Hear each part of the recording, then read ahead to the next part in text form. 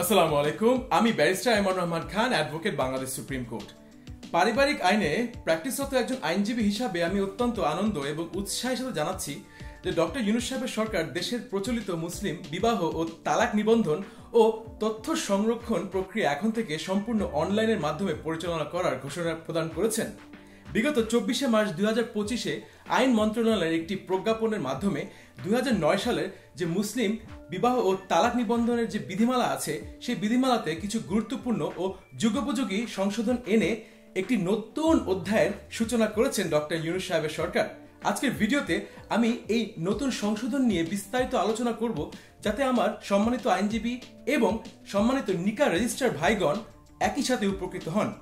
একই সাথে আমি এটাও আলোচনা করব আপনি দেশের একজন নাগরিক হিসেবে কিভাবে এই বিধান দ্বারা উপকৃত হবেন এবং এই বিধান কিভাবে এই দেশের সার্বিক মঙ্গল প্রতিষ্ঠা করবে। তাই আর দেরি না করে আমি স্ক্রিনে সরাসরি চলে যাব, যেখানে আমি 2009 সালের আইনটি এবং নতুন যে সংশোধনটি হয়েছে সেটা একই সাথে পর্যালোচনা করব, যা আপনার মনোযোগ কাম্য।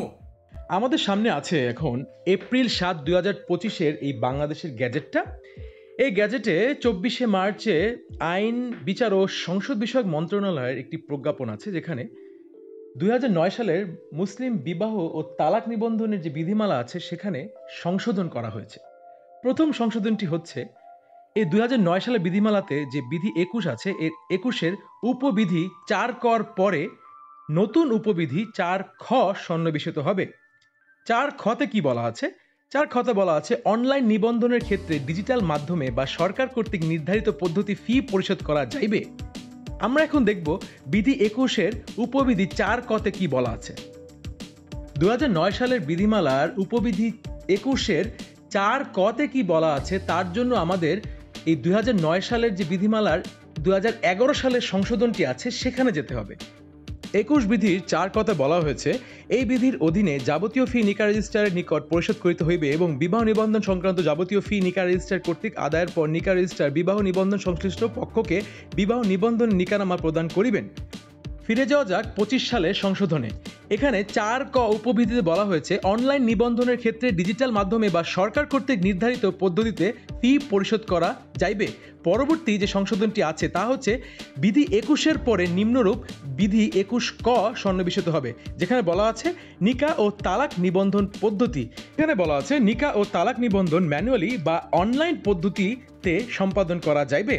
পরবর্তী সংশোধনটি হচ্ছে বিধি 22-এর উপবিধি 3-এর পর নিম্নরূপ নতুন উপবিধি 4 সন্নিবেশিত হইবে, যথা 4 অনলাইন নিবন্ধনের ক্ষেত্রে ফরম ঘ-তে যে সকল ব্যক্তির স্বাক্ষর প্রয়োজন তাহারা সরকার কর্তৃক নির্ধারিত পদ্ধতিতে ডিজিটাল মাধ্যমে বা সরকারি স্বাক্ষর এবং নিরক্ষর ব্যক্তির ক্ষেত্রে টিপসই প্রদান করিবেন। এর জন্য আমরা 2009 সালের 22 বিধিতে আবার ফিরে যাব। এখানে নিকা রেজিস্ট্রির পূর্ব কার্যক্রমের ব্যাপারে বলা হয়েছে, যেখানে উপবিধি 3 পর্যন্ত সীমাবদ্ধ ছিল। মাত্র যে নতুন উপবিধি 4টি বললাম সেটা 3-এর পরে সন্নিবেশিত হবে। ফিরে এলাম 2025-এর সংশোধনে। পরবর্তী সংশোধনটি হচ্ছে বিধি 27-এর উপবিধি 1-এর পর নিম্নরূপ নতুন উপবিধি 1 ক এবং 1 খ সন্নিবেশিত হইবে, যথা 1 ক নিকা রেজিস্ট্রার নিকা বা তালাকের পক্ষসমূহের চাহিদার ভিত্তিতে ক্ষেত্রমতে নিম্নরূপ সনদ প্রদান করিতে পারিবেন, যথা ক বিবাহ সনদ ফরম ঘ-1 অনুযায়ী, খ তালাক সনদ ফরম ছ-1 অনুযায়ী। এটার জন্য আমাদের আবারও 2009 সালের বিধিমালায় ফিরে যেতে হবে, যেখানে বিধি 27-এ বলা হয়েছে নিকা রেজিস্ট্রার কর্তৃক রেজিস্টার সংরক্ষণ। 27-এর 1 কতে বলা হয়েছে বিবাহ রেজিস্টারের যে ফর্মটা, যেটা হবে ফর্ম ঘ, এবং ঘতে বলা হয়েছে তালাকি তফিজ ধরনের তালাকের রেজিস্টার যা ফর্ম 6 অনুযায়ী সম্পাদন করতে হবে। ফিরে যাই 25 সালের সংশোধনে। এখানে দেখা যাচ্ছে এখন থেকে ফর্ম ঘ-1 অনুযায়ী একটি বিবাহ সনদ প্রদান করা হবে এবং ফর্ম ছ-1 অনুযায়ী তালাক সনদ প্রদান করা হবে, যা আগে কখনোই ছিল না।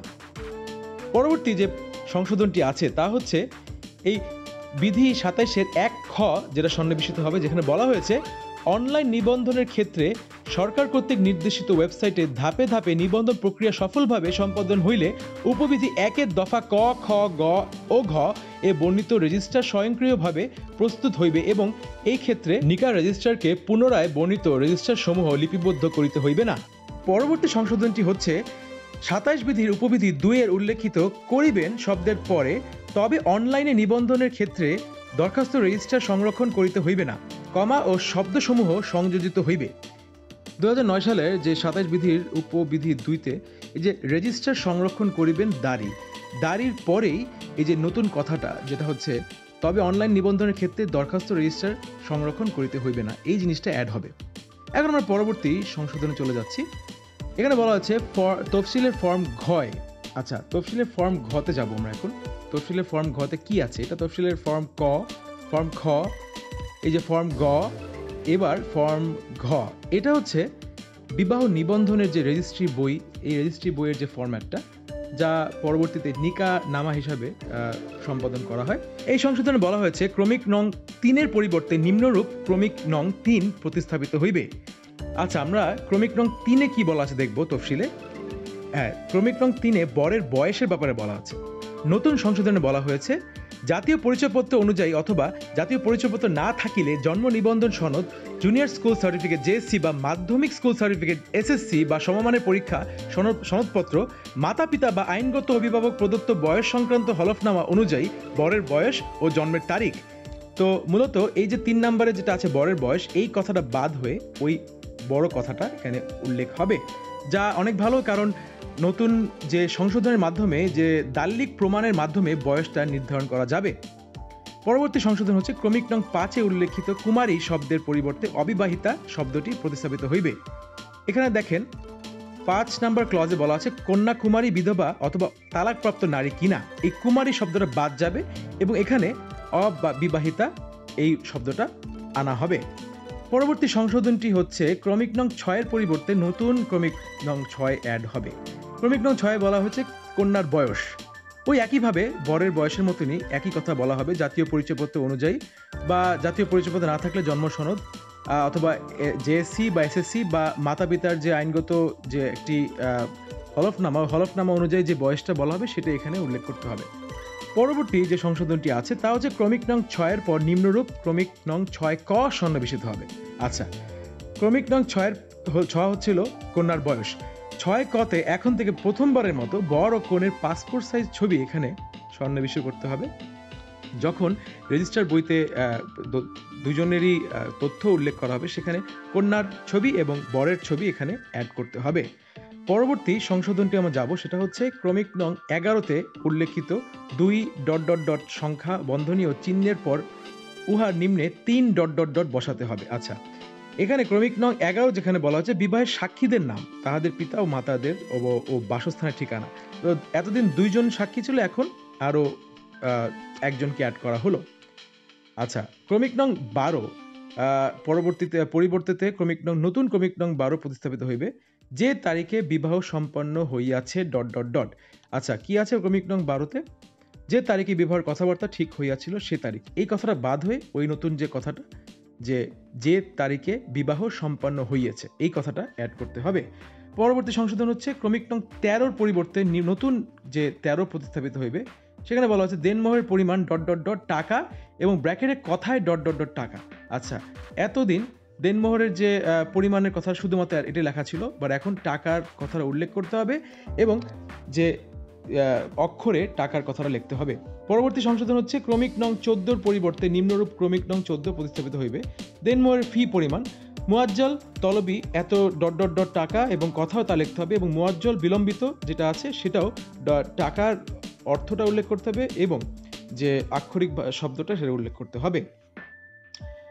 পরবর্তী যে সংশোধনটি আছে তা হচ্ছে ক্রমিক নং 15 উল্লেখিত উহার পরিমাণ কত শব্দসমূহ ও চিহ্নর পরে ...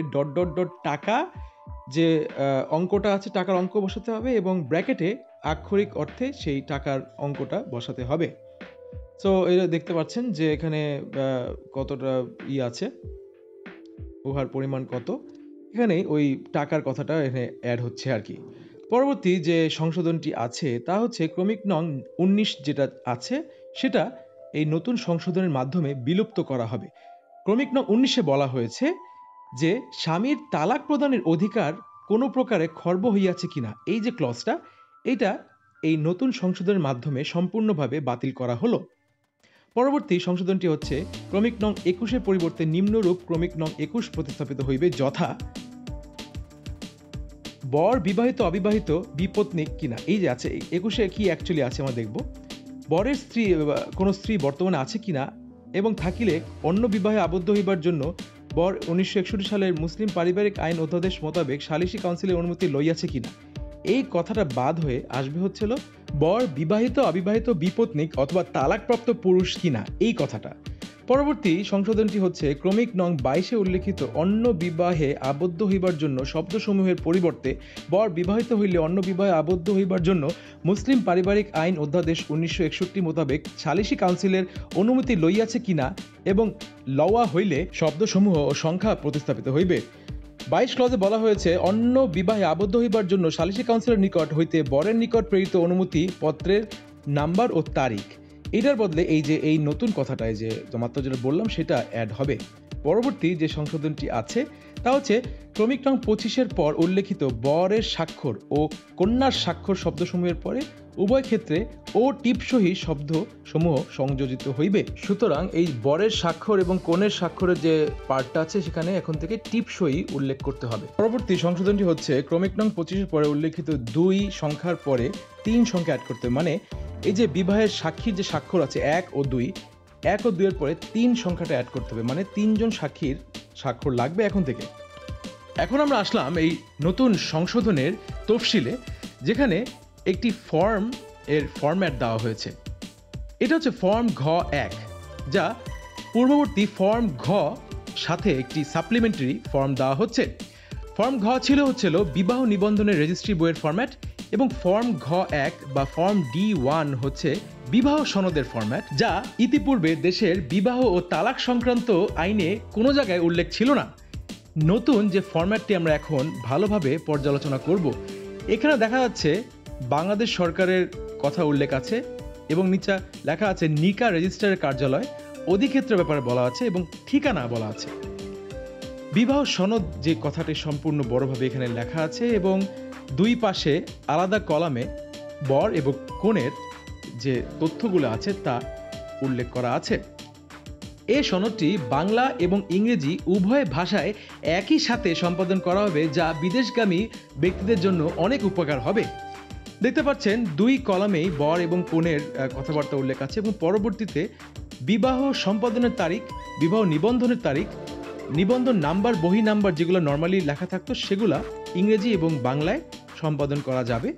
এটা ছিল ফর্ম ঘ 1 বা ফর্ম D1। এখন আমরা আসবো ফর্ম ছ 1 বা ফর্ম G1, যা তালাক সনদ বা সার্টিফিকেট অফ ডিভোর্স। এই সনদের ফরম্যাটেও ঠিক একইভাবে বর কনের তথ্য উপাত্ত আলাদা আলাদা কলামে আছে এবং বিবাহ ও তালাক সংক্রান্ত সকল তথ্য সেখানে উভয় ভাষায় সম্পাদন করা যাবে।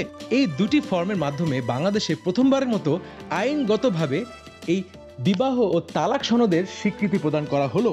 ইতিপূর্বে নিকা রেজিস্ট্রারগণ শুধুমাত্র বর কনের চাহিদা মতে তাদের নিজস্ব ফরম্যাটে এই সার্টিফিকেট অফ ম্যারেজ এবং সার্টিফিকেট অফ ডিভোর্স প্রদান করে থাকতেন, যার কোনো আইনগত ভিত্তি ছিল না। অনলাইনে বিবাহ ও তালাক নিবন্ধন প্রক্রিয়ার গুরুত্ব অপরিসীম, বিশেষ করে যখন বর্তমানে দেশের বেশিরভাগ সরকারি সেবা অনলাইন ভিত্তিক হয়ে গেছে। উক্ত প্রক্রিয়া অনলাইনে করার মাধ্যমে যিনি সেবা গ্রহণকারী তিনি ব্যাপকভাবে উপকৃত হবেন। যেমন তিনি তার তথ্য যে কোনো জায়গা থেকে প্রবেশ করতে পারবেন, তার তথ্যে যদি কোনো ধরনের সংশোধন প্রয়োজন পড়ে তিনি কিছু নির্ধারিত সরকারি ফির বাবদ এই সংশোধন করতে পারবেন এবং এই প্রক্রিয়ার মধ্যে যদি কোনো দুর্নীতি হয়ে থাকে তাহলে এটা অনেকাংশে কমে যাবে। তাই ডক্টর ইউনূস সাহেবের সরকারের প্রতি কৃতজ্ঞতা জ্ঞাপন করে আজকের মতো এখানেই শেষ করছি। সবাই ভালো থাকবেন, সুস্থ থাকবেন। আসসালামু আলাইকুম।